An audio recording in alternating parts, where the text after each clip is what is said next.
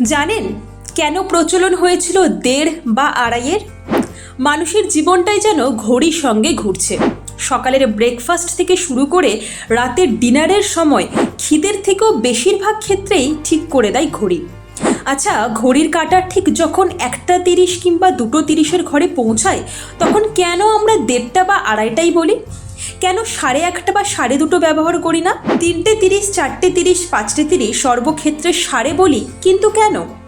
ছোটবেলা থেকে এই প্রশ্ন একাধিকবার মাথায় এসেছে, কিন্তু কেন এমন হয়? এর পেছনে কি কোনো নির্দিষ্ট কারণ রয়েছে? প্রাচীন ভারতের ভাষার ইতিহাস রয়েছে এর পেছনে। প্রাচীনকাল থেকেই ভারতে 1.5, 2.5 ও 3 গণনা পদ্ধতি চালু ছিল।